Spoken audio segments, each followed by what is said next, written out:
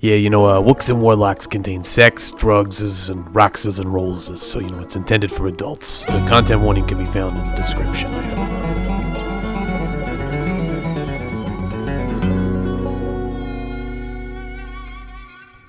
I'm no beach bum, but that burn blew big balls. And I'm not talking about the inflatable kind. It's a good thing the crew was able to find that flask and separate love from lust so they could undo some of the damage that was happening in Yamaya. Let's see what happens next as the crew attempts to make it away from the Beach Fam Burn Jam in the world of Wooks and Warlocks. Round and around in the tunnel when it's dark we go. Hello and welcome to Wooks and Warlocks, a role-playing tour through the summer of love. In this podcast, we'll be playing out a story of adventure and magic using dice and skills to determine the outcomes of our actions. My name is Trey Miller, and I will play the role of Game Master for this journey. I am joined by three of the finest folks to roll the dice. Please introduce yourselves and your characters. My name's Tony Ryan. I'll be playing Xantor, the Shotgun Ranger. My name is Jessie Bennett. I will be playing Granny Glinda. She's a half-orc, half-fox folk rogue fighter. My name is John Lombardi. I'll be playing Elijah Woodstone, the Elk Folk Farm Wizard. When we last left our intrepid adventurers, they had made their way to the Beast Fam Burn Jam in search of Granny Glinda's grandson's ashes and the godlike individual, love and lust, the twisted, contorted form of two deities combined together, brought into humanoid form in the land of Lund by foul dark magics.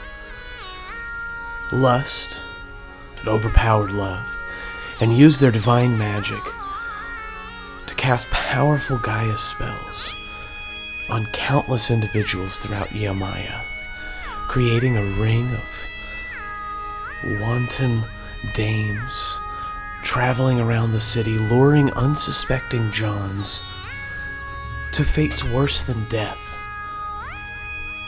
Having busted up the trafficking ring, fueled by Tax Jeller and the Heavens Devils, the group made their way to the Beast Fam Burn Jam. After a extremely long aside at a pinball arcade, that is. And they did make a new friend, Tommy. We won't go through all of that here, but some things happened in Yamaya, and well, not everything that happened in Yamaya stayed there. Tommy came along. As they traveled to the burn in their newly disguised van, they arrived, and shenanigans immediately unfolded as a hole in the earth opened, releasing Norland the Good Boy, Remy Riz, and Brody Malone from their travels in the long-lost, almost living tunnels beneath the road of Lund. The newly reunited group saw friends new and old around the burn before making their way to Knick-Knack Blackjack, where they risked valuable magic items in hope of getting a suspiciously fortuitous-looking flask with a twin-headed snake for a bottle cap.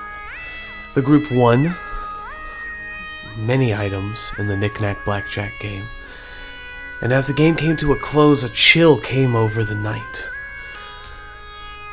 Love and Lust appeared and cast a spell across seemingly everyone in the burn, except for the happy tricksters and company, excluding their new friend Gil and their new friend Tommy. A battle ensued in which the crew had to fend off firebolts from their dear friends encircling them in the ever-flickering light of the now-burning effigy. What's more, Granny Glinda had spied that the ashes of her beloved grandson Parker, her only hope and connection to the past, and her only chance of retrieving her grandson's lost soul, was at the center of the effigy, part of some strange ritual to pull the god being Pride into Lund. The battle was pitched, but with the help of Brody Malone, Norland the Good Boy, and Remy Riz, Granny Glenda, Elijah Woodstone, and Xantor were able to fight back Lust and her newly captured teammate.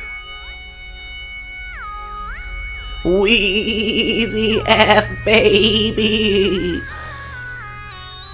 Wheezy fell in battle, but as Granny Glenda, in the final moments, ripped the very soul of Lust from the body of Love, the spirit of Love returned and resurrected Wheezy F baby, returning the minds to any in the area who had been contorted by the twisted powers of love and lust, and then, without further explanation, vanished.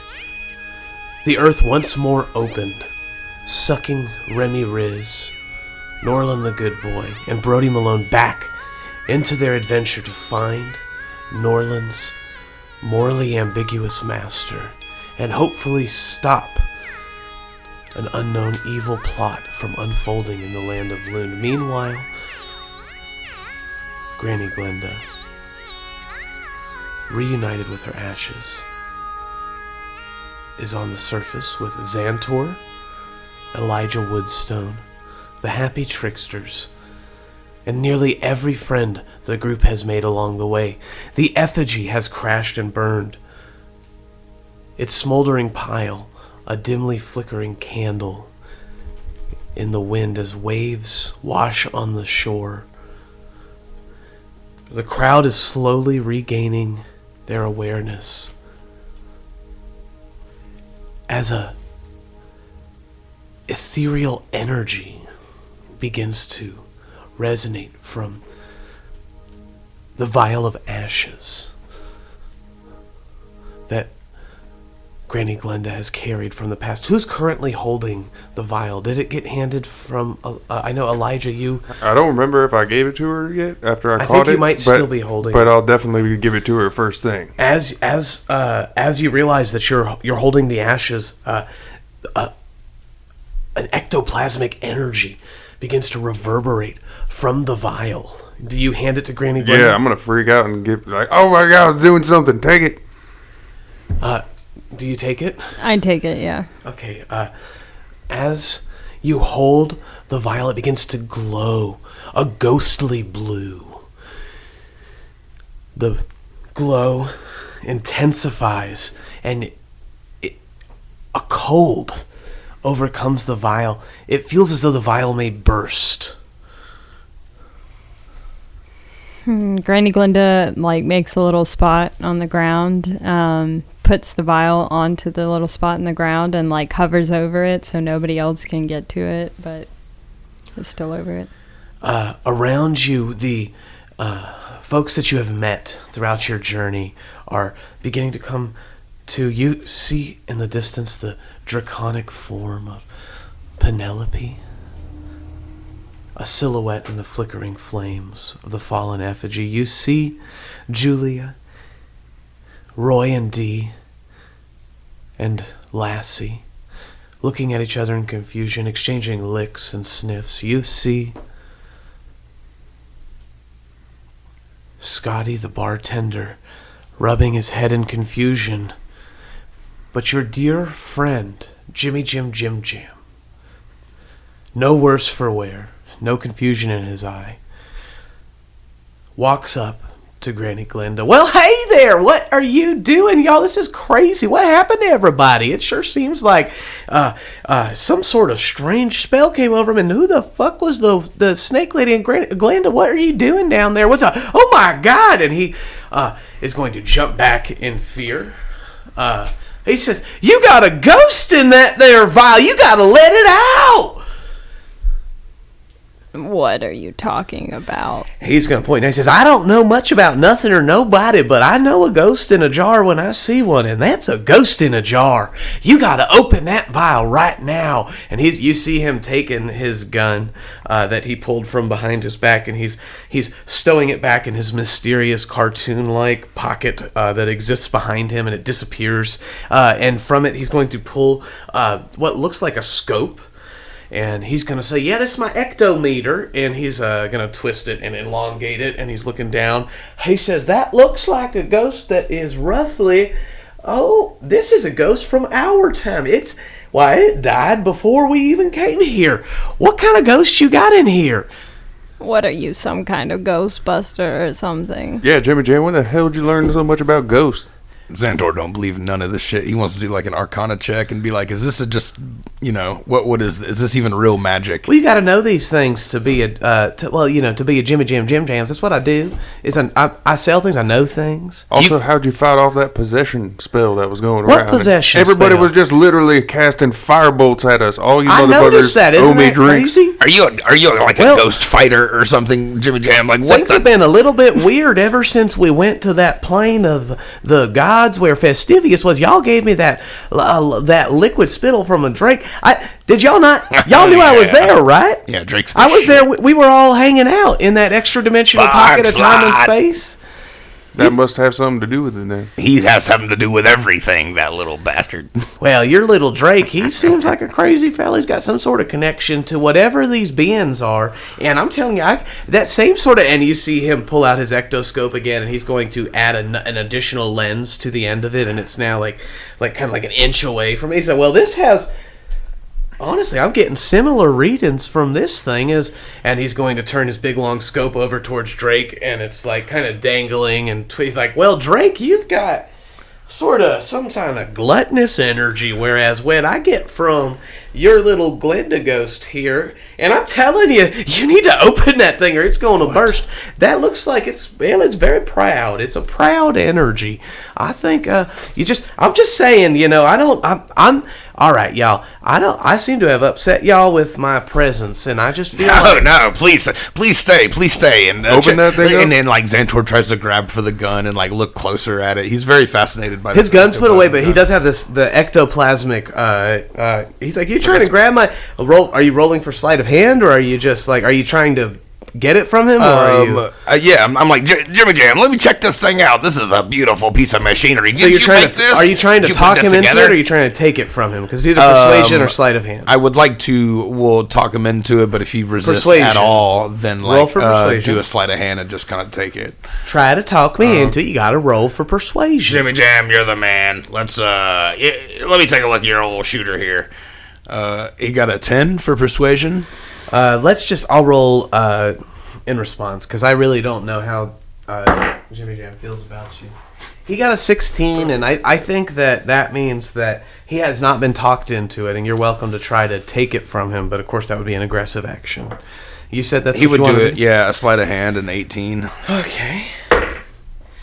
He thinks they're friends. Yeah, so he's like, well, this is very important, and he's gonna try to move it away from you, and you just slip it right out of his hands, and now you have this like 4.5 foot long kaleidoscopic, beautiful piece of machinery. Look at this thing. Yeah, and when do you look through it? JJ. Yeah, he does like an Arcana check on it. Okay, a nat 20. So with your nat 20, when you look through it, you know immediately that you are seeing into the astral plane and the ethereal plane. That as you turn and twist the telescopic functionality of the ectoplasmic analyzer, you're able to switch between the different versions and planes of existence. You see the plane of fire, you see the plane of ice, you see that, and as you are shivering a little as you bit, go through, you realize that you're when you get to the realm of the demons and the devils, that a shining energy comes off of not only the ghost vial, which is it's much like a water balloon filling with energy. Granny has? Yeah, well, it's in the ground right now, and you're poking your like dangling analyzer at it, and it's like it is glowing and growing in size somehow. Like Is this the like a glass gun?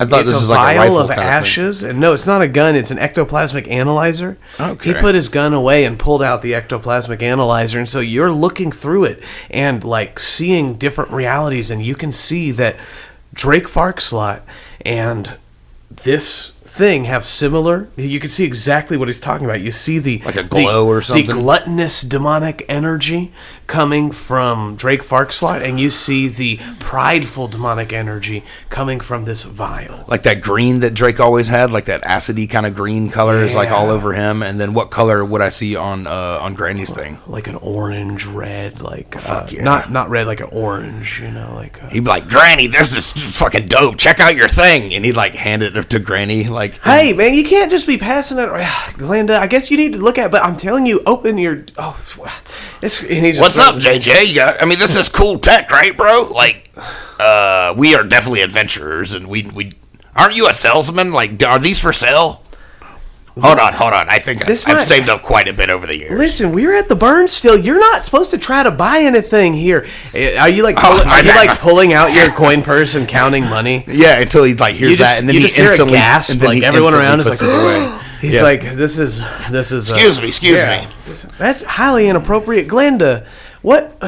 Jesus, are you looking through the ectoplasmic analyzer? No, I just popped the jar open.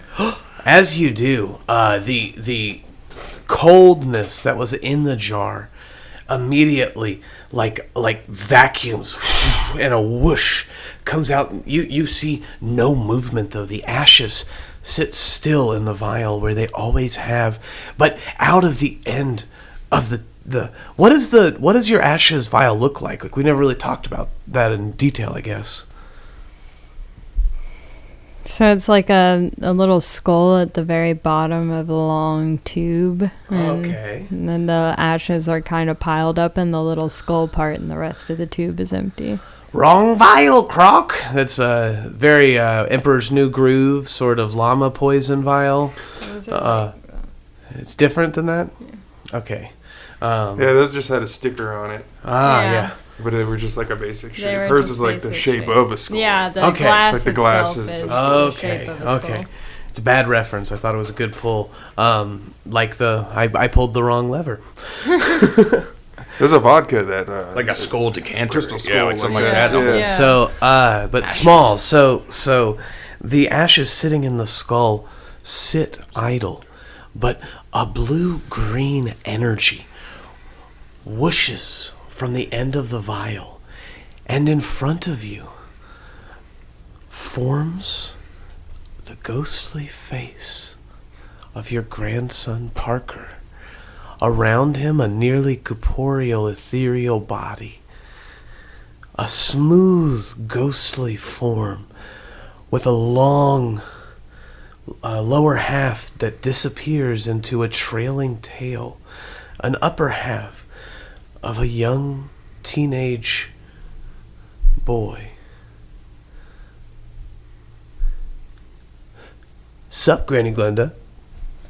My God, Sonny, where have you been all these years? You couldn't have showed your face when I started this journey so many years ago to reanimate you. Well, it's not like I could just, chill. Like, you gotta be chill. Granny Glenda, why are you harshing me? It's like I just got here. But, I'm sorry. Okay, I'm sorry. I know you've been trying. I was stuck in the vial, and it's like something that these burners did. I'm just like, I don't know. I gotta tell you, I feel good. Like I can do just about anything. I mean, I feel like, I don't know, I feel strong. I just thought, hey, now that I'm like awake or whatever, I guess it'd be chill if I, just came, I guess. And now I'm here and whatever. Like, it's cool. I'm a little disappointed in you, Sonny, but I am happy to see you, so I'll let it slide. It's good to see you too, but like, okay, so what's going on? Like, where are we? Wait, am I dead? Oh, well, yes, you are dead for now, but we're working on fixing that. I don't want to be dead. I know, that's why we're working on fixing that. Use your ears, you little dumbass. Oh my God. Okay. Okay, I'm sorry. Please just don't hit me. Parker, nice to meet you. My name's Elijah Woodstone. What sort of cool ghostly powers do you have there? I just realized I was a ghost. I don't even know what the deal is, but I guess and you see him. Parker the ghost is going to start to float around, and you could kind of picture like essentially Casper. I was thinking Casper. Casper the friendly ghost, but Parker the friendly ghost, and he's going to float around. Can you fly through Xantor? You see him rush straight at Xantor, and he comes close to you and poof, just right through. Like Xantor, I imagine, is looking at him through the scope still. Like he's watching all this through the scope. He's got the ectoplasmic analyzer. Does he see like Parker come out of the bottle? And if so, is Parker giving off that same like kind of orangish energy or? Yeah. So when you that's a great question. When you're looking through the ectoplasmic analyzer, you actually see his full. We didn't talk about this either, but is Parker from the orc side of the family or the fox folk side of the family? He's from the fox side. So you see a teenage fox folk young man, like in in his prime, ready to rock and roll. Like we see like a Casper ghost. Yeah, he's like through the ethereal. When you're looking through the ethereal scope, you see him as that. When you look through the demonic devil scope, you see inside of him, at his core, what is powering him and giving him life is that orange glow, that pulsing energy. And while it is bright and orange, there is a darkness to that glow. It is almost like looking at an inverted light through an infrared scope. You see cold at the edge of the orange that is giving him life. All pulsing through him is this corrupted life energy. Is it the same thing he would see like in Drake and when he looks at Farkslat? Yeah, definitely. Okay, just a different color. Just so a different he color. would assume that that's like in himself too, because we're all just monsters on the inside, and he wouldn't judge that anyway harshly at all. He would just like so he doesn't mention see him it to as a anybody young either. fox folk, Yeah. a cool young fox folk like coming up out of the bottle and like running at him. It would kind of freak him out a little bit, enough to hand the Go the back to device. Jim Jams. Back to Jimmy. Give me that back, you motherfucker. And be like, oh my god, Granny, was that your boy? Was that Parker? Yes, dearie, that was my grandson. He What a comes up and he handsome says, young- I still am. And as he's saying that, he disappears and is sucked back into the vial. And as if by magic, boom, the cap returns to the top of the vial.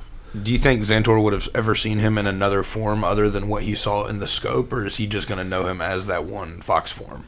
If you were looking through the scope the whole time, at the end, he approached you in the ghost form, like, I'm still here, and as he was saying, I'm still here, sucked back into the vial. Okay, well, he doesn't. He's just like, oh my god, what a handsome young man. He seems amazing. I guess he was from the fox side of the family.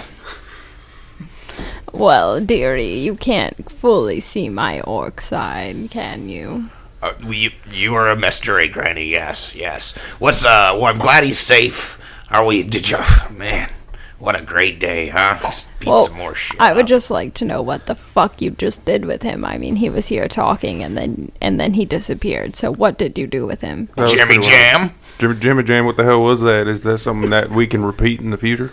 Well, I reckon the thing that I understand usually about these tethers, these ghostly things, you saw how it was bursting with power and energy. You'll find that his energy is going to ebb and flow. It's going to recharge. Usually takes about 24 hours for these sort of things. Maybe at sunrise sometimes. You have to kind of attune yourself to the item to really find out what its true nature is and what it wants. It's usually on one of those timings. Sometimes it's got a number of uses per day. And, that can change as your relationship to the item changes. But I reckon, based on what I've experienced here, that it looks like you've got the spirit of your grandson tethered along with some kind of crazy energy to the vial that you've been carrying around in. And if you have that vial, maybe once every 24 hours, you could release him for about about 1 minute. And, he can do whatever ghostly sort of things you need your grandson Parker to do. But it's, about 10 turns of combat. If we were to look at this as, like what I mean by turn is like what the different turns of battle. Like, I attack you, you attack me. Like battle has an ebb and flow. So usually it takes, in a minute's time, you'll see that ebb and that flow about 10 times, which means that like in a 60-second period, you could have 10 ebbs or flows with Parker in a sort of time-based scenario, or outside of time-based, you could send him scouting or exploring with his little ghostly speed. While I was watching him move, it looked like he could move at about 90 feet per 6-second period, or per ebb or flow in battle. I'm gonna return to calling them turns, because that's how we call it in my house when we're talking about riposting in our fencing. So yeah, you get a minute of Parker a day basically, and that's kind of cool. I would like more than a minute, but I'll take what I can get for now. Jimmy Jam, have you heard of UFOs? Jimmy Jam's eyes just narrow, and he's like, I don't know what you're talking about, man. Yes. So, as you're asking, Jimmy Jam get kind of real quiet. A voice and thunderous steps ring out of the darkness. Oh my goodness, is that Boots? And you're going to hear clump, clump, clump, clump, clump, clump, clump. And you see that Boots has approached out of the darkness and is standing next to Xantor. Oh, and my kitty cat. And what is that? A large dragon woman walks up to you. My love. And is going to push Xantor to the side with a thunderous shove to grab Boots. Let's go ahead and roll a competitive athletics check to see if you're able to resist her shove. That rejection. He does not resist. Oh, you're just going to let it happen? Yes. So she just knocks into Xantor, and Xantor is sent flying. Just ragdoll. And, yeah, this giant dragon of a woman with the voice of Penelope lifts the cat into the air, Boots, and throws it and catches it and just starts spinning in slow motion, throwing the cat into the air. Boots! Oh, yes, he protected Boots! us. I protected him. We protected each other. What is that voice? Oh, my goodness. It's me, Penelope. It's my love, protector of Boots. My love? And is that Boots. Xantor, that inappropriate bug man? Yes, She's bug gonna- man, she's gonna yes. look No down. longer a bug child. She's gonna look and he, down like, winks at her. Roll for persuasion with your wink. Did he take any damage from the fall or whatever? Yeah, I mean, that was a dragon hitting you with an attack. So I guess, you took 9 damage from the take shove attack of the dragon. And Boots is not stoked. Like, you see Boots, she's just like stroking Boots, and Boots is like, wow, because it just got thrown in the air over and over again by Huge dragon. a giant dragon woman. Did you say what kind Persuasion. of roll? Ah, dang it. And a 10. A 10. So she's like, Xantor, why are you always... You saved us. I guess I ought to be nice to you and give you one more chance to sweet talk me. And I don't even know. We are at the burn after all. It is so nice here. Did y'all want some bacon? Did you see I have camp bacon over here? We're using our magical fairy powers to turn everything into bacon. Did you roll a persuasion again? I love bacon. He looks deep into her eyes, and then with a 10, like, he just keeps staring, and his eye, like, does that weird thing that it does sometimes where, like, one pupil moves to the side. He's just embarrassed, and it's fucking up a little bit. So you rolled and got a 10 again? Correct. She shudders, and it's just like, Elijah, Glenda, it's great to see you all. It seems like you saved our lives. Is that what happened? It seems like we definitely saved your lives a little bit, dearie. Y'all got possessed or something? I don't know. Everybody kept firing fireballs. I was throwing firebolts at you. I felt bad about that, but I couldn't stop. It was like you realized you were. Well, there was nothing I could do. I was just watching. It was like watching somebody take control of my body. Well, it saves us having to explain to everyone here how much they owe us after that. What do you mean about owing you? This is the burn. Nobody is all I'm saying I won't have to trade for my drinks. That seems reasonable. That seems very reasonable. I can make you bacon. Do you want to be bacon? I can make everyone You're make me bacon? Well, that's what I do. And she's going to go poof, and she's going to cast polymorph on you, and she's going to try to turn you into bacon. You're going to need to roll, let me make sure I got this right. I'm pretty sure it's a wisdom saving throw, but let me see what polymorph's wisdom saving throw, lower saving throw. Oh, my goodness. I don't want to be bacon. You about to be bacon? I think I'm about to be bacon. Begging not to be bacon. What's my save on wisdom? It's not Yeah, bad. wisdom saving throw, and it's an Wisdom save? 18. Oh, jeez. So she's like clapping and like has this wand. Fail. She has this wand with like a bacon charm at the top. It looks kind of like a star wand from Super Mario Brothers, but it's bacon, and it's got a rainbow cape coming off of the bacon that sparkles in the moonlight. And she goes, "Bacon, boof!" And she turns you into a pig, and you're now a little pig. Oh, you just turned into a pig, not a piece of bacon. Can I talk? You would be dead if Can you I were talk a as a piece of pig? bacon. I think you can go. Oh. Elijah, are you okay? Yes, Elijah. Tell us what happened. Oh, he's a good little piggy. Oh, all right, that's enough. And she poofs you back. Yeah, she poofs you back into your ginormous elk foot stuff. I'm sorry, that's just a little fun. I do bacon camp. We turn stuff into bacon. You just turn everyone into pigs? Well, you know, if they, yes. I sounds turn them so- right back, though. It's a party. Sounds like a terrible camp. Scotty walks up and says, a bit appropriative, don't you think? Scotty walks up, the Boarfolk bartender, he says, "Oi, you saved me. Suppose that means we need mules all around. I would like a mule. Come on then, back to the tavern. Get away from the bacon wench." Zentor like runs up to Scotty and follows him and like puts his arm around him and be like, "So what were you?" What do you mean? Like implying that he was got turned into the pig. Oh, he's literally asking you, what do you mean? Like the lady, did she get you? And he looks at him all like sadly and stuff. He's going to look at you for a second, and then he's going to snort, and then he's going to shove you away. Yeah, all right. Mules. Oi, everyone gets mules except Xantor. What? Drinks are on Tres Keenos. And the tavern is alight with burners celebrating. You see flames alight from the ends of staffs, from balls affixed to chains, from wands, from fans. You see flames of all varieties dance and spin to life as the evening drones on into early morning. The folks that you've rescued show their gratitude. Is there anyone else you'd like to speak with as the party goes on into the morning? I kind of want to catch up, or I want to find out how Jimmy Jam became a Ghostbuster.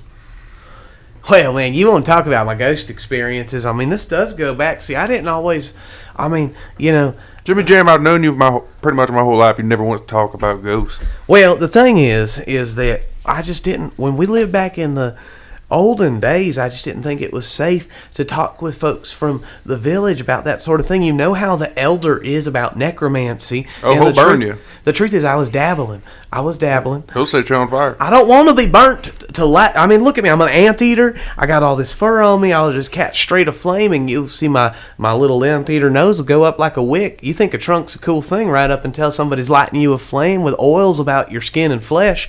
And I bet I'd smell just like that bacon camp over there. So I reckon I'm trying to avoid getting burnt at the stake. So I didn't talk much about my necromantic activities. But the truth is, I thought for sure if I could contact the spirits of the netherworld, maybe I could achieve immortality and become a lich.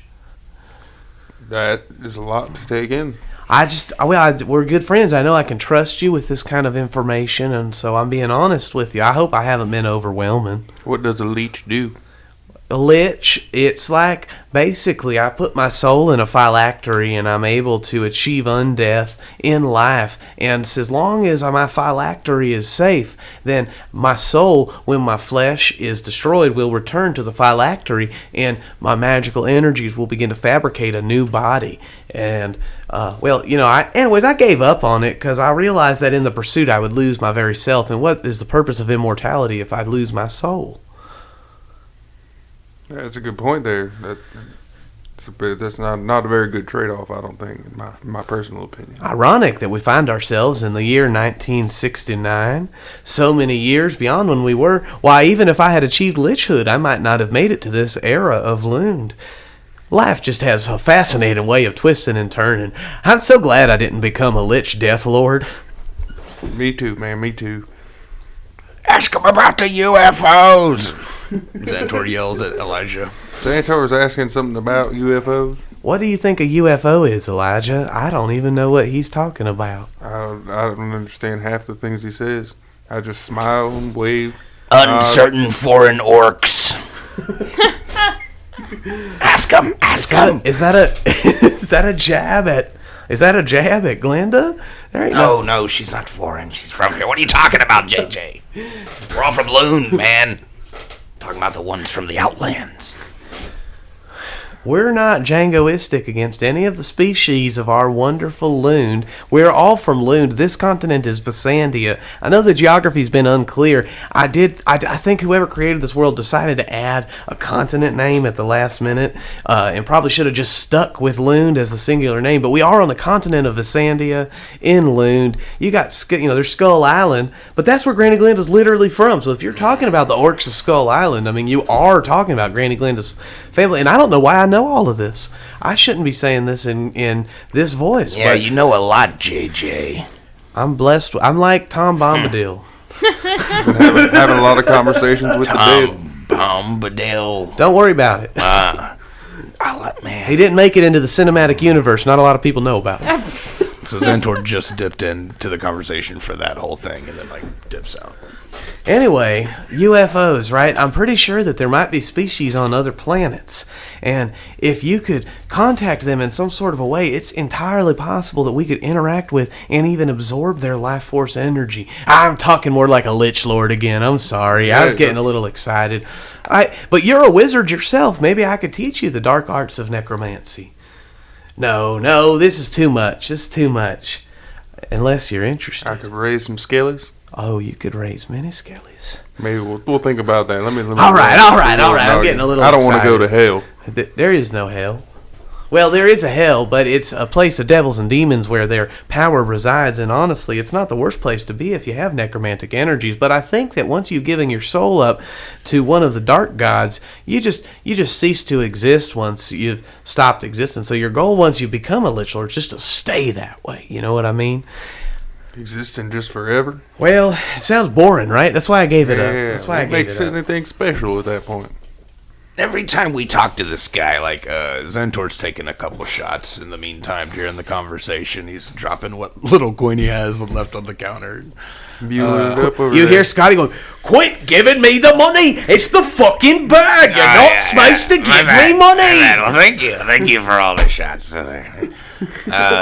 JJ, the more we talk to you, the more I think you might be the one who did you set the world on its head, JJ. We were all there, man. It was a lie. It was King Kenzie.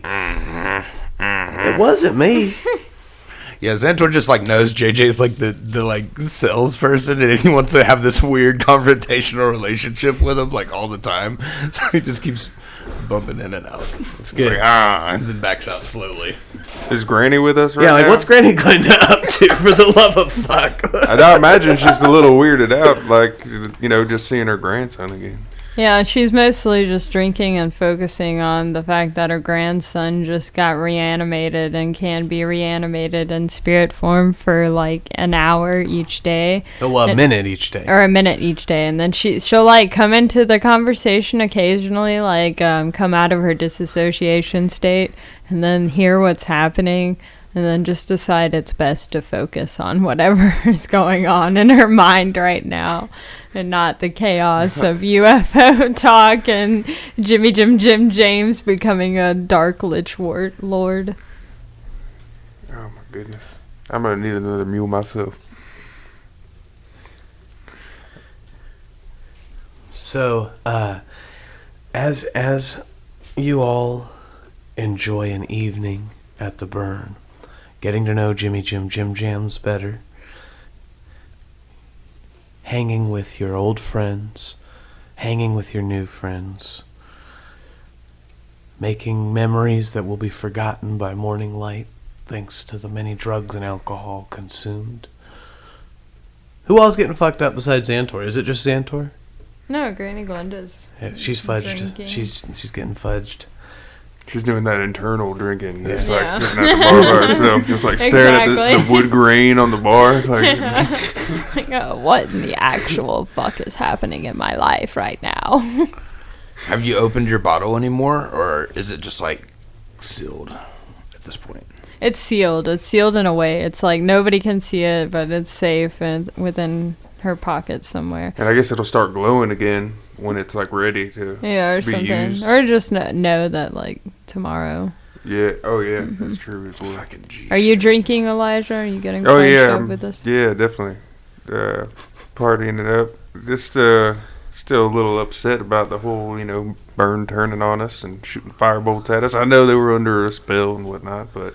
Are you being like passive aggressive not to everybody as they're like thanking Yeah. you and giving you drinks and you're like taking them and getting Yeah, it drunk? makes it better. The drunker I get, the more I start to forget about that and get back to having a good time. And, Everybody is incredibly apologetic. You see, like Penelope is like just like continuously trying to bring you guys like bacon treats. Like she brings you bacon wrapped dates and like little like bacon cheese slices and like all these and like an apple pie with bacon for a crust, and like she's really grateful. She's even being really nice to Xantor. Like she's not giving you any play, but she's like being nice to you. Did she take Boots back? Boots is like stuck on her now. You see that actually Boots is like was stuck with her, but Boots is like trying to get away and wants to be with you. Boots is like okay. she's a little too physically affectionate in this dragon form. She's a little fudged up, and she's being too like Boots feels more comfortable with Xantor now.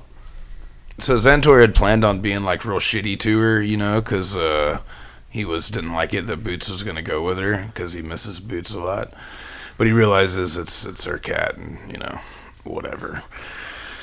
But now that Boots is kind of coming back, he's like livening up to Penelope. He's like, oh, yeah, thanks, Penelope. Glad you were there. Glad you didn't use your awesome dragon queen powers to kill us all. You That certainly would have could been have. awful. But what if I had turned you into bacon? There was no way you could have beaten them if you were bacon. Yeah, he says as he's like biting into the bacon she just gave her. Maybe just gave to him. You know what I can do for a thank you? I know what I can do. And she's going to take out her bacon wand, and she's going to hand it to Xantor. Yes. So he instantly starts shooting it at rocks, and little trees. Wait, and well, stuff. so before you are able to shoot it, you have to attune yourself to it? So he just shoots it and stuff. Yeah, you're mock shooting. But nothing comes out So when he touches it to something. So you realize that in order, you would have to have the help of Elijah in order to properly use this item. It requires attunement by a wizard. But she has given you the bacon wand. Penelope, no, I can't. What is this? Do you want me to play with it and make some cool bug stuff out of bacon? I mean, I can do it. I just was thinking, I don't know, y'all are on this big adventure. You saved us. This is the second time you saved me. Maybe y'all can use some fairy magic.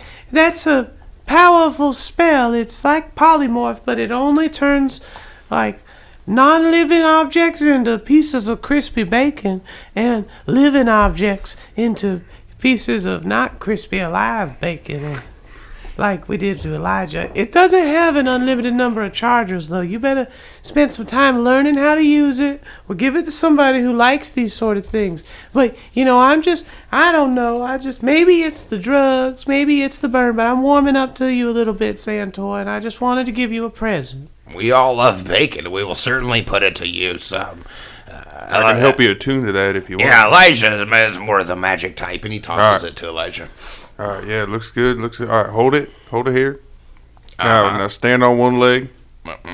Me? Yeah, stand on one leg. And Penelope, please. Rub Come your here. belly. He leans on Penelope, and he stands All on right, one I guess I'll help. Yes, come She's here. gonna Melanie. she bends over. right, She's like does 10 the feet whole tall. Rub your belly and pat your head. You gotta let go. Yeah. He's Roll still for got dexterity. Two more free hands at this point. Oh, he does have a lot of hands. Yeah, he's doing all right. You said roll for dex. Yeah. Which With advantage can it because be you have extra hands. acrobatics. Sleight of hand is more like you could do acrobatics. That's fine. I got a 23 on the acrobatics and a 14 on the sleight of hand. So. All right, so you don't fall over. Nice. All right, nice work. Do a little spin in a circle there. I'm still on one leg. You did a little hop. Hop. You got to tune to it. So he's trying to do this. You look ridiculous. I love you, man. No, I'm just kidding. You just have to give it a little kiss and you're good. And he hands it to Penelope. He's like, kiss. See if the. Oh, you gotta kiss it. You're trying to attune to it. If I attune to it. Give it a little kiss. The bacon. This is weird. He feels weird about it because he's like a bacon thing. It's a piece of bacon with a rainbow cape, All right. stars and sparkles. Which he's a bug, so he's got a bug face. He doesn't really kiss. He more just pushes it to his Granted, face. none of that was necessary. I just thought it looked hilarious. So what do we do I now? like that. You just hold on to it. It'll be ready to work tomorrow. That's none of that was how you attuned to anything, son. That was very silly. You just looked very ridiculous. But you did a good job. You didn't fall over. You or did nothing. really good at Have whatever another you mule. were doing. Have another mule. All right, everybody's drunk, and I guess I can. Did I just give away my bacon wand? You did. Damn it! The night goes on. You have just been given a very powerful item of like a polymorph staff or a polymorph wand. It has 3 uses remaining in the wand total. So Xantor, you have that now and can use it to turn an inanimate object into a piece of crispy bacon and an animate object into a pig. We're presuming somebody told Xantor it had that many uses. It only has 3. Yeah. Okay, because nobody I'll told him tell that. you. He would use that Yeah. immediately. I could tell him that. You could tell. Yeah. Okay. It only has 3. I And don't the mean whole- 3 a day. 3. Forever? Yeah, you're gonna want to use that in an emergency or in a really hilarious situation. Penelope, can I if you're recharge really- this with you? So she just blew through 15 of them this morning. Penelope just fairy walks away and is throwing her dragon arms into the air and is spinning and not paying attention at all. She might have had some of that magic within her. She And kind of definitely does. sent it through the wand, so it might have not been taken. But now that it's not hers and it's yours, you got 3 shots with it. Oh, like a Successful. memento. Yeah. Or you can keep it, bro. I mean, when it's dead, when it doesn't work anymore, you can still keep it because it'll make you think of her. I eat other. I don't. Bacon's cool. Does anybody want this? I'll take it. I'd like to turn some gods into pigs one day. Fuck yeah! Here you go, Granny. Tosses the thing to Granny. All right, so Granny Glenda now has the bacon wand. Night has turned into morning, and the sun is cresting the horizon. You see a vehicle approaching from the distance. A beat-up jalopy, sputtering smoke. Roll for perception as this car approaches the main gate of the burn. 18. 11. 9. Elijah, with your 18, you see that it is Harry Frills driving his jalopy into the event. Yo, I think that porn detective is coming around the corner there. You see him whipping through the sand. He skirts to a stop, turning his vehicle and sending a wave of sand over the smoldering ashes of the burning effigy, further putting down the flames. He jumps out of the car. Y'all, it's done. The dames is free. We did it. What did y'all do? Did you do it? Of course we did it, sweetie, obviously. Oh, God, you did it. We saved the day, prevented Pride from resurrecting, and got grandson's ashes back. You got Parker's ashes. We did. We got to hang out with him for like a minute. The fuck you talking about? He came back, he was like a ghost.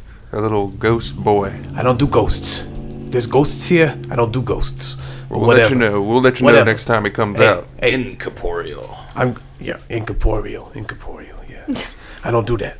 I don't know that word. That's a big word. Yeah, we'll teach it to you. It means fuck you, ghost. But if it's Parker, I guess it's cool. It's good that we got Parker back. I just thought maybe, I know you were looking for something a little more fleshy, but hey, we'll take whatever we get. We'll take it. The dames is good. All right. He looks to Gil. And he's like, Gil, the dames is fine. Everybody's all good. The city's gonna be on lock. Shit's going down. Shit's gonna be good. But life's gonna be better for just a little bit. We did it. Does that mean Penny Lane is good now? Yeah, too? Penny Lane. Yes, I can't remember if we left Penny Lane or if she was in the van. If we left Penny Lane, then she came back with Harry Frills. If we didn't, she's in the van. This is like a choose your own adventure book in reverse. This is so whatever happened, Penny Lane. You guys, I'm better. I'm sorry for all the whoring I tried to do. It's good news is none of us were actually doing any whoring. It was all a trick. I think you figured that out already, but in case you didn't, no actual sex workers were exploited to make this comedy. Well, yeah, but a lot of Johns were murdered. That did happen, but we're less sympathetic to the Johns. It's true. Nobody cares about the boys. Holy shit. They weren't all boys. There was girls and boys. It was all non-gendered dames. Everybody was pretending to fuck, and then they were getting fucked. Metaphorically speaking. So, but literal fucking, not even a bit of it. Well, maybe love and lust with that tax Jella fellow, but otherwise, hey guys, Yeah, welcome back, Penny. Where's John? I've got to apologise for offering to suck him off. Over there. Penny? Oh my God, Penny! And you see John look at it, and he's gonna run towards her, and then right before he gets there, he's gonna stop. He was gonna hug her. He's like, "Oh, it's a little strange. Do you remember the behaviour you had?" Yeah, it was, I was under a spell. I'm sorry I offered to suck you off for money. I just thought I had no control over my actions. I just was a little bit befuddled. Hey, Elijah, are you seeing this? Look, Penny's talking to John Paul about wanting to suck her dick that one time. Brother and sister or Yeah, it's just funny as hell. That was hilarious. It was such a Your twin brother. We can't ever do that, It's so funny. This isn't Game of Thrones. Come out with 3 horns. Little incest babies. This as the awkward moment continues, unscripted and unvoiced, the party chortles and chuckles, but the good news is that the dames are free. Penny Lane has returned. You once more have the van. The road is open to you. King Kenzie approaches the group. Well, I know we're still looking for the damn Wooks who have Elijah's book, and we need to find the Warlocks, and hopefully, I'm still not very clear on what our role is in this, but I know that if we're going to make right what I've done, bringing everyone to the future, we are destined to save Lund. I know that is going to come. In order to do that, the only thing we know to do now is to continue down the road to try to get Elijah's book. If what Festivia said is true, then the next stop on our journey will most likely be the gathering in the forest. Whether or not the Warlocks will be there, I'm not certain, but further down the road we will find... It's just called The Gathering? It is the place where the Wooks were born. Whoa. The true center of Wookish culture, the Gathering, is a place much like the Burn, much like festivals, but with almost no financial resources. gained firsthand. It's all begging, borrowing, stealing at times, cultivating with one's own hands in the best of days, creating, swindling. It is a cornucopia of the best and worst of traveling culture. So we definitely want to load up with some groceries. It would be best to bring our own supplies. There will be main circle dinner nightly. The thing is about the gathering is that it's a dichotomous place. If you have much will be taken from you. If you have little, much will be given to you. We can choose how to approach the gathering. I am known there. What kind of events take place at the gathering there? Gatherings. Well, It's just like the meeting place, a nomadic city, if you will, a place for the traveling folk to live, thrive, when they have nothing at all, and those that have can come give, and it is like a way to experience road culture, if only for a weekend. The gathering is a magical place, and I believe there we will find the Elder's Book. hey, if that's all I need to hear, buddy. Sign me up.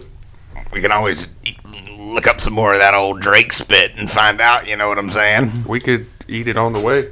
I agree. I think we should do that. I do love to do some more Drake spittle. The liquid spittle from Drake seemed to be most potent when combined with the music of the Warlocks. I doubt we will meet a god again, lest there be the Warlocks music playing while we are under the influence of liquid spittle of a Drake. Anybody have any idea what we're supposed to do with this flask now? Granny, you still have that thing? I think we should make the Wooks drink it. It's Parker's. Oh, you talk what? Oh, what? Parker's house? Trap the Wooks in the flask? The flask with the spirit in it. Either Dumb trap them in bartender. it, or perhaps maybe, if it is possible, I was thinking maybe we could make them drink the essence of the shitty bartender, and then they explode from the insides, and their blood and guts go all over everything, and My I could have a God. nice paint job with their intestines. That sounds terrifying and kind of cool. I am very afraid of this woman. Is she like a powder, a gas, or a liquid? Do we need to shake it up to turn? I don't understand. It could be a one. I don't even know if it might be like a one-way flask. Like, can you even get anything out of it once it's Is she sucked a in? gas? I'm not really sure, and I don't really want to open it to find out. Can you shake it up? I'd shake it. We can give it a shake. Do we? You shake it? Yeah. You don't hear anything. Can you throw it at something? No, absolutely not. As you toy with the flask, you see King Kenzie looking at your gathered companions. You see him looking at Scotty. You see him looking at Gil. You see him looking at Julia, Roy, and Dee, and their friend Lassie. You see them looking at Penelope. You see him looking at Harry Frills. You see him looking at Jimmy Jim Jams.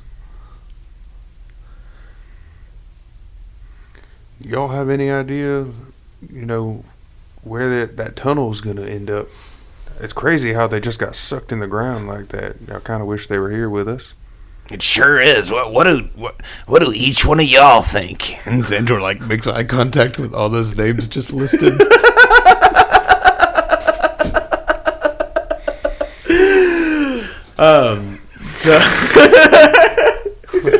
In no particular order. Yeah, none of them have to answer. It's very awkward.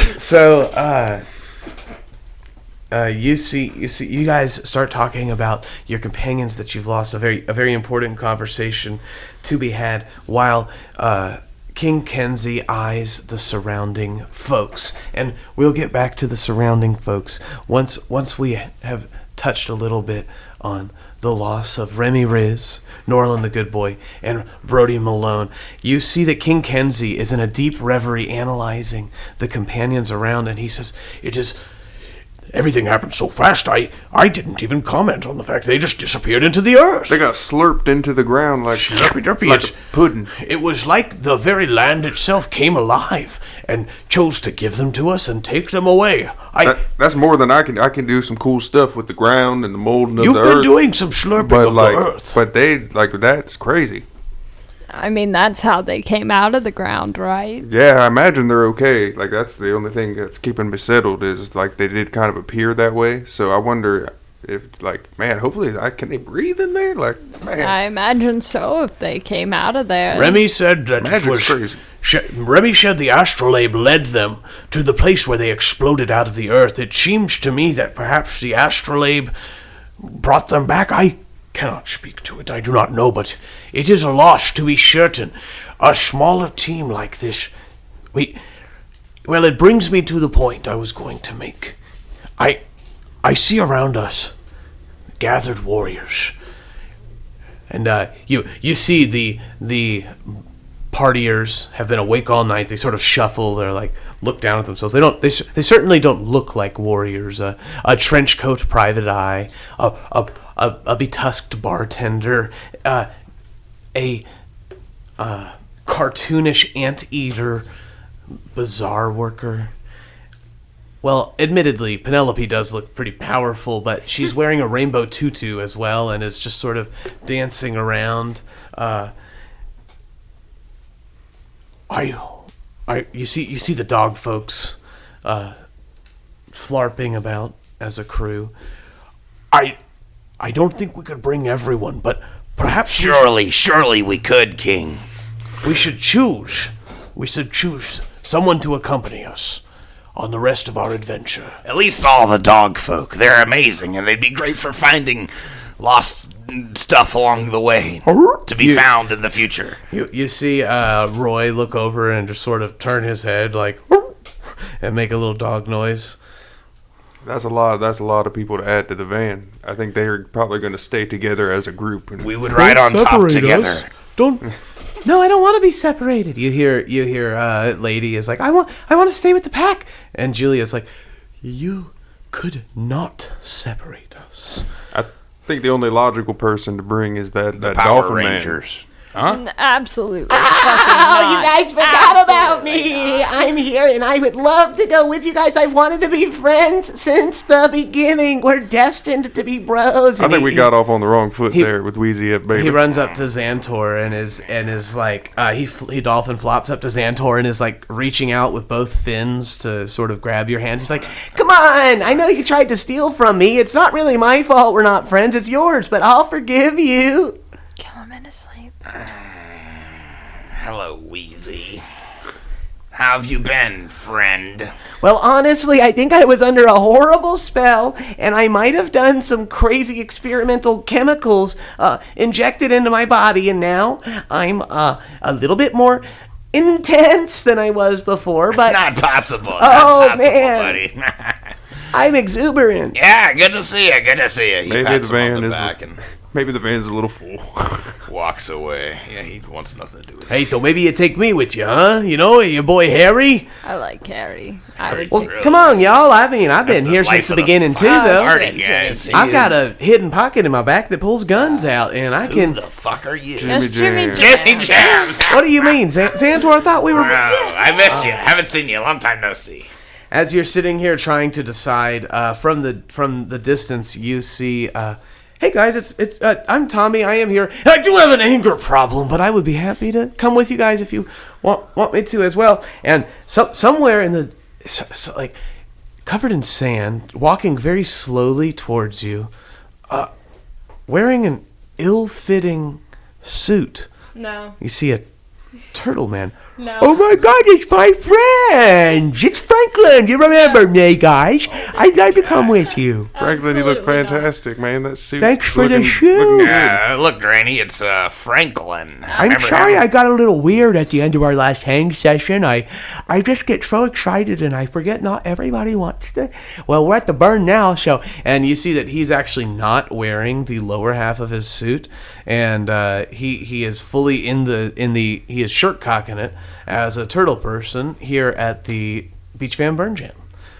I am going to vomit. Would you please excuse me? So you guys don't want me to come with you? All right. Thank you, sir. All right. I think my vote's for. Well, what about me, guys? I could come with you too, you know.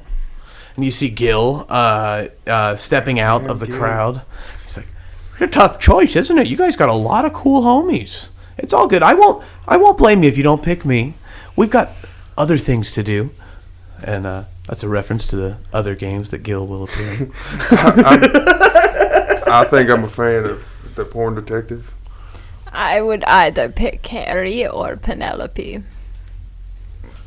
Xantor's a little like he wants Harry frills at this point. Like Penelope is a natural choice for Xantor, but really he's like, maybe he didn't think Xantor or he didn't think that she was all that. Xantor did not think that Penelope was all that. I like Jimmy Jam, but I like to run into Jimmy Jam and catch up with him.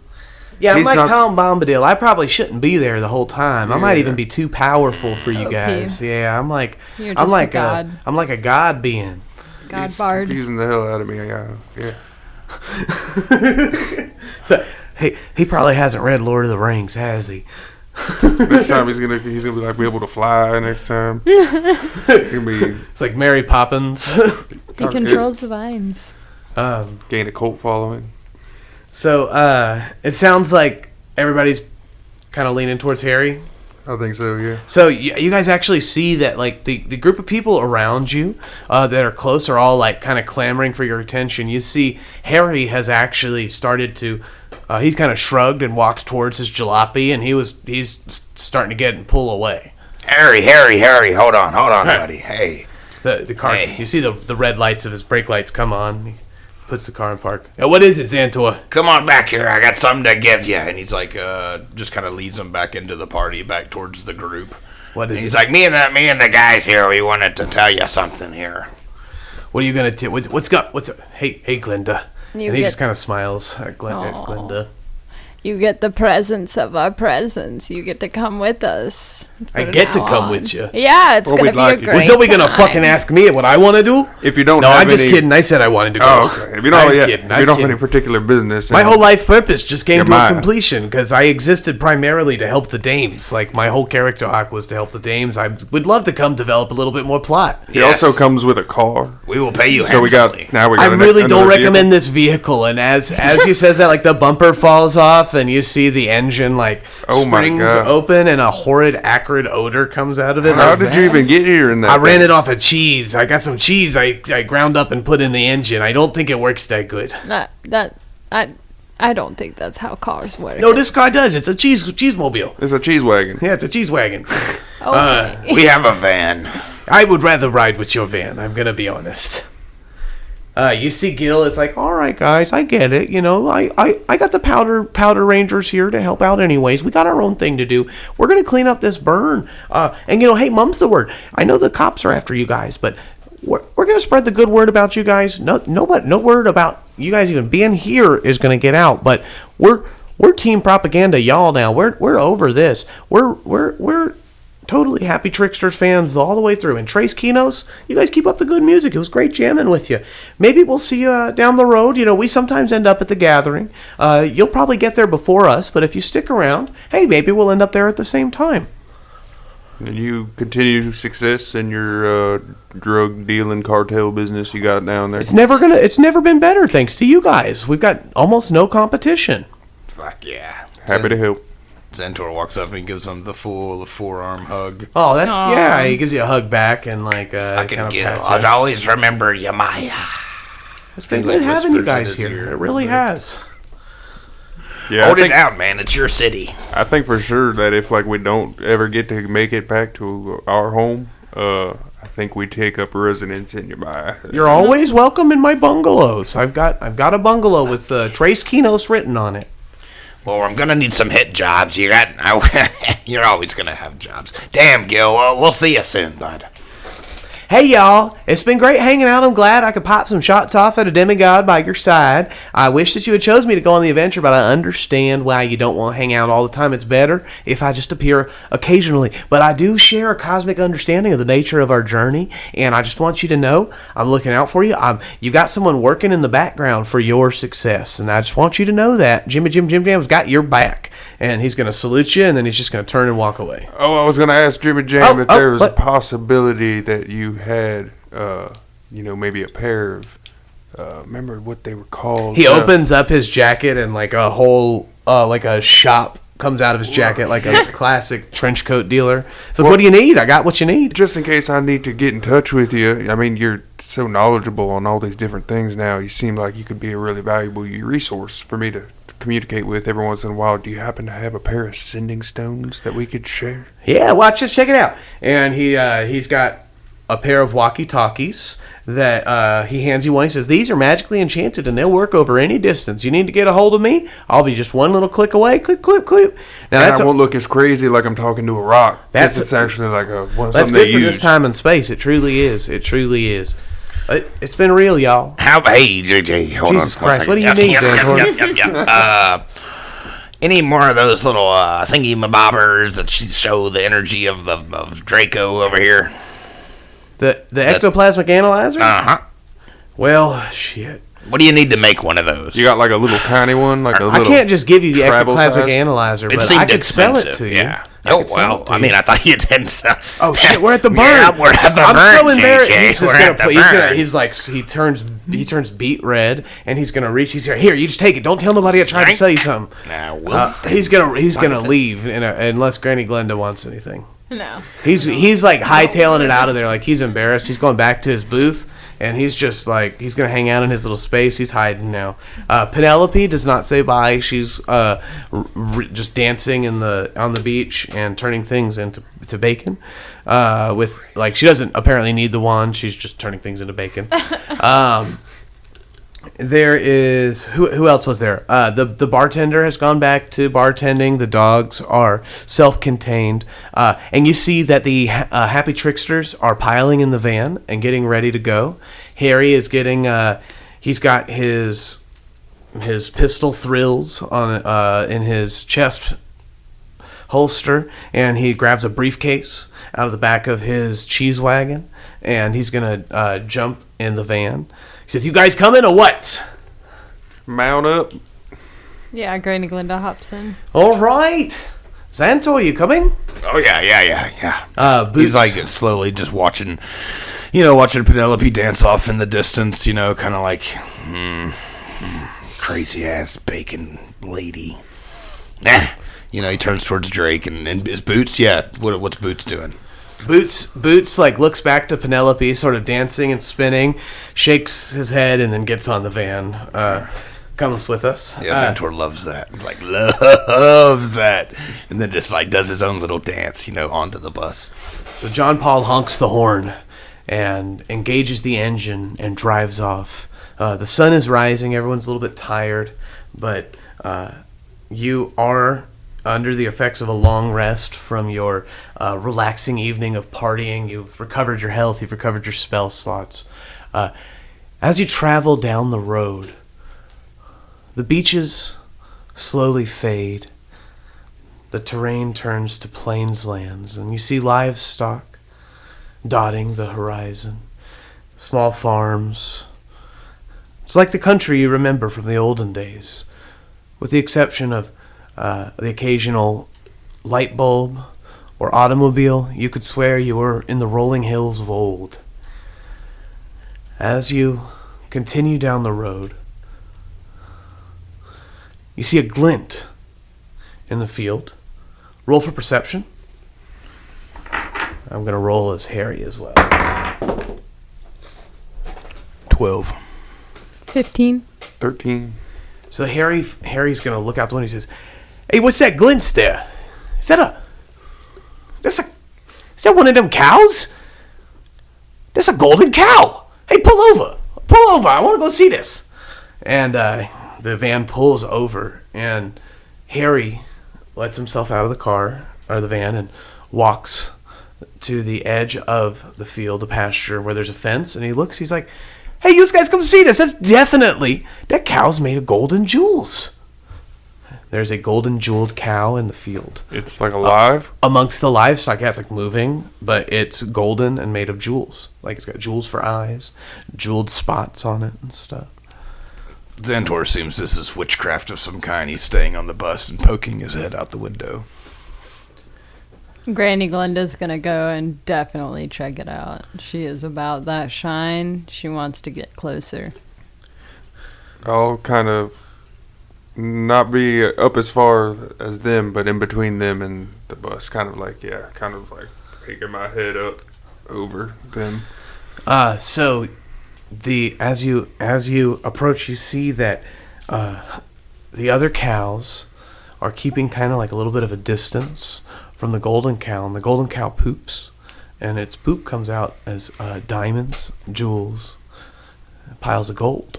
I'm picking that up. So you're going into the field to pick it up? Yeah. Granny, what are you doing? Xantor, that's gold and diamonds. I serious. I seriously I mean, it's cannot pretty believe poo. It is the prettiest poo I've ever seen. You better hope that's not a minor illusion, or you're gonna have some nasty hands. I don't care about nasty hands. I want some diamonds. So Granny Glinda's the only one in the field currently? Or did Elijah, are you approaching? Like, I'll stay with them, but a little Sure. bit back behind them, a little safer distance, walking through the cows. So as you're parked in the van, Xantor, you hear a voice in your head. That voice is familiar to you. It is the voice of your parents, Ekel and Isbeth. The voice says, "Xantor, our son, you must help us. Come quick." Fuck, what?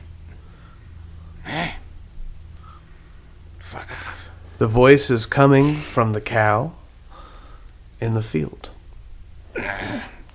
Fuck off. Xantor gets really mad, like, turns away from the cow and just, like, sits down. It's like, what the fuck was that? What the fuck was that? Mama, Papa! Xantor, help us. Xantor, we need you. Mama, Papa need you. Fuck off! Fuck off! Xantor! He like squeezes Drake and calls Boots over, and hopefully Boots will jump on him, and it's like squeeze them and like try to bury his like head into his animals. Is this cow only pooping diamonds, or is there occasional ruby? There's rubies. There's Emerald? gold. There are emeralds. Yeah, shiny. Treasure? It's very much like the poop from that Roger poops in American Dad, if anybody's familiar with that poop. It's like turds of gold encrusted with diamonds and sapphires and rubies. And nobody's checked yet to see if it's real. You're welcome to check to see if it's real. How do we check to roll see?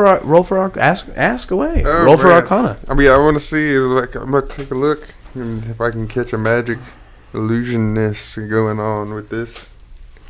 Seems like some phase shit for show. 18?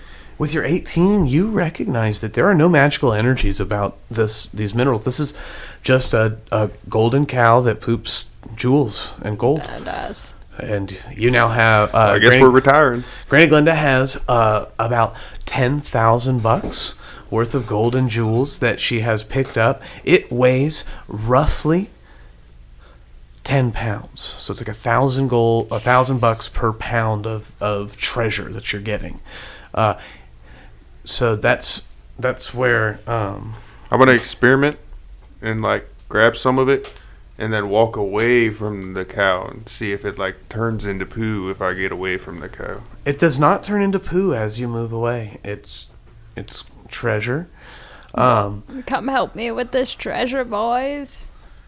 It's really real. I need help. I'm such an old woman. I can't carry a doll by myself. Come on, Xantor, grab some of this poo treasure. Nah, Xantor can't hear nothing. He's got his head buried in his animals. If anybody on the bus is coming off... All right, I'll help. Xantor! You see Harry's gonna be like, "Yo, Xantor, You come in what? Fuck it. I'm going. And Fuck off! Harry's going to jump the fence, and he's going to start picking up treasure. His arms are full. He is laden with treasure. You are all gathering the gold and jewels from this cow. I got a modest single handful. With your modest single handful, you begin to walk away, and an energy, much like the feeling of being sucked into the time-space portal that brought you to Lund, begins to overtake you. You see that the grass around you begins to flex in the wind and then point straight up. Oh no, not again. Does anyone look up? Yeah, Granny will look up. In the sky above Granny Glinda, a floating disc the size of a small castle has sent down a circle centered on the jeweled calf that is attracting anything and everything around it upward. You see the very earth sucked from the ground below as Elijah, Harry Frills, and Granny Glinda are pulled into the sky. I'm gonna cast Earthbind on myself. Okay. Xantor, is this that thing that you were trying to ask about? I mean, I have no idea what you were talking about, but this seems pretty fucking crazy. Granny, Like magic vines shoot out and grab onto me, and I'm gonna grab onto Granny.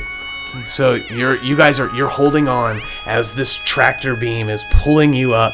Granny is slowly pulling out of Elijah's hand. Elijah, I need you to roll strength to see if you're able to hold on to Granny Glinda's ankle. Harry, with no support, Harry is just flying into the air. You guys, I's nothing I could do. I'm going. Can I grab him? Sleight of hand to try to grab Harry. Is it getting real like windy and shit? Can Xantor starting to feel like, is it like a tornado style wind starting to happen Well, around the so bus? surprisingly, no. It's like the energy of this unidentified flying object that is shooting down seems localized to the area. So it's as though a tornado is happening like 30 yards away from the bus, but where you are, it is calm like the eye of a storm. I rolled a 14. Good. To And you have like a +5, right? To strength. oh no, it's a plus. You rolled a 9 and you had got whatever. Yeah, I rolled a 10 and it was a +4 Okay. for my strength. So I got a 14, and if I can, I mean, I'm not sure how this works, but what I'm gonna try to do, and you let me know, is while I'm holding on to Granny, I cast that spell onto the Earthbind to myself. Let me see this real quick. Sorry, and I'm going to try to grab onto my blindfold and put it on, Nice. and then recast Earthbind on my party, on Okay. Xantor and on Harry, All right. and so that's my 3. So I can't see. I can't Xantor is talk. not here, but you're gonna get. Oh, he's on the Granny ground? Glenda. I'm Yeah. still on the Well, I'm bus. holding on to Granny, Okay. and I'm gonna get Harry. Harry's floating, right? Harry's. Well, what did Granny Glenda was gonna roll, but what did you get to grab him? 17. So you grab onto him, and nice. as you grab him, Elijah throws on his bandana, which you can do as a bonus action, and then casts Earthbind again. You don't have another action to cast Earthbind, so Oh, that yeah. would be next round. Yeah, but I'd we have to can wait. we could do that. That is a great move. Maybe So- just like reinforce it if it's tearing. Or yeah, so something you're like sitting that. there. You're sitting there holding. So you're earthbound. You're holding Granny Glenda. Granny Glenda is now holding Harry, Yeah. and Elijah is sitting in the car. Xantor is sitting in the car, wrapped in himself, covered in his animals, with the voice of his parents in his head, saying, "Xantor, help us, save us. You're our only hope." And they are still like, "Xantor, Xantor, come to the light. Come home. We need you." He would try to stop the voices anyway. He'd start like beating on his head and like if he doesn't feel any of the air, if it just feels like the bus is still just stopped on the side of the road, he's gonna assume that y'all are just out there talking to the cow. So as that's happening, he's got his head down and his eyes are closed, trying to stop these voices. What's going on out there? It seems like something crazy's happening. There's a big bright light in the sky, and it's sucking up Granny Glenda. It seems to have Harry. They're all dangling by the end of a rope, and Elijah's holding them there. What the fuck? Like, Xantor hears that and, like, looks up. He's like, what? And you see everything from your distance. You can see the UFO in the sky. You can see the tractor beam of light. You can see your party extended over 20 to 30 feet into the air, holding one another, being held to the ground by vines. And you hear the voice again in your head. Xantor, it's your parents. It's your family. We need you now. Come to the light. Is that Mama, Papa? Yes. And he Mama, Papa need you.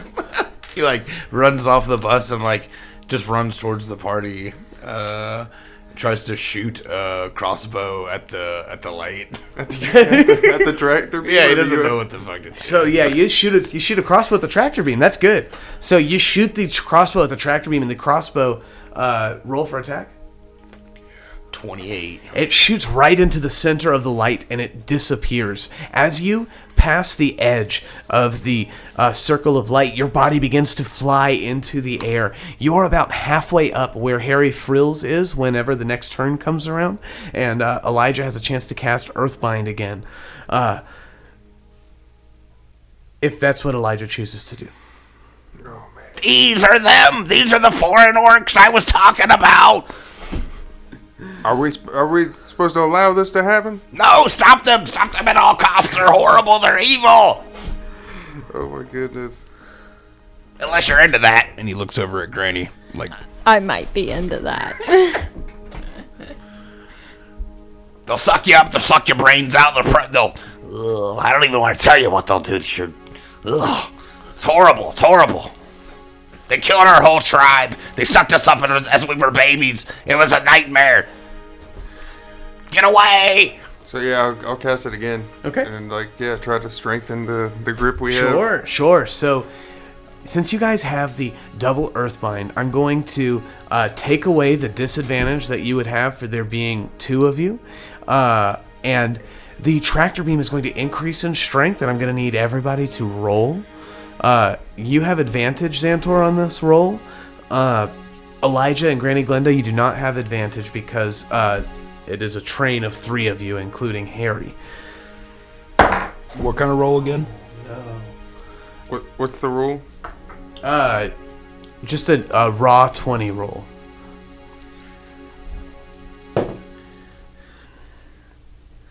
$16. So with your 16, you hold fast. The roots keep you in place. It's like vines wrapping around my legs, my hooves, and just anchoring me down into the ground. 18.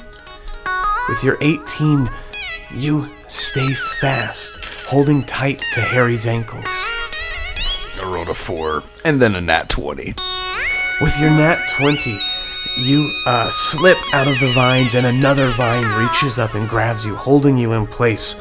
Unfortunately, Harry, although you are holding him tight, slips from your grasp. His boot falling from his foot, he shoots and disappears into the light. I cut the vine and go after him. Granny Glenda disappears into the light. Alright, I'll drop the spells, take off my blindfold. You're gonna drop it on everybody and just go because you felt Granny go? Yeah. So you're jumping into the light. Xantor, your spell has been dropped and you are now flying upwards, and there's nothing you can do to stop it because Elijah is now chasing after Granny Glenda, who is chasing after Harry. Is there anything you'd like to do to try to stop yourself from flying upwards? You're about 30 feet in the air, and your Earthbind spell has just disappeared. Yeah, Hell of Thorns into the light. You're just shooting the Hail of Thorns in as you fly up? Yeah. Oh, this is good. So go ahead and roll for attack.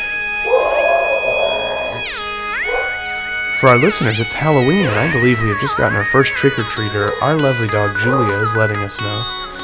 If you are blessed to hear her cry, know that she is the inspiration for one out of our 4 dogfolk characters. Alright, so this is basically like a normal attack, but instead of my crossbow bolt, it's going to spread out into a whole bunch of crossbow Yeah, bolts. awesome. It's going to break in midair. What was your attack roll? 30. Alright, so with your 30, you shoot a crossbow bolt into the light. It splits as it hits the light, and you watch a hail of thorns disappear into the unidentified flying object as you follow. The light fades. You find yourself in a dimly lit room. A light turns on, and you see you are surrounded by gray, nondescript beings, fleshy, with black holes for eyes, simple mouths, hands with tendril-like appendages that reach out to grasp at your face. You see in the corner several dead, gray, alien creatures, crossbow bolts embedded in their foreheads. The room includes Elijah, Granny Glenda, Xantor, Harry Frills, and about a half dozen of these gray alien creatures. And we will pick up there next time on the next thrilling installment of Wooks and Warlocks. Aliens. I love that you were just like casually bringing up UFOs. Yeah. Like, Jimmy Jam sounded like the type. yeah, So much. he would.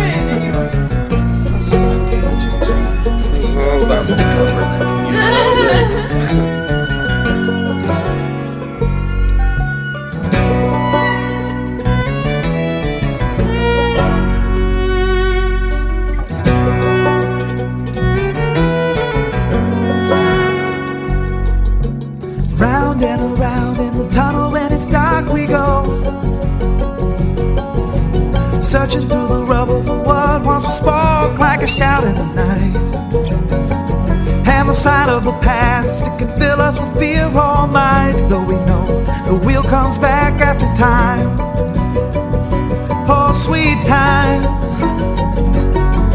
And the soul will rise from the ashes. We will climb as we shout into the night. Let no man mute my battle cry.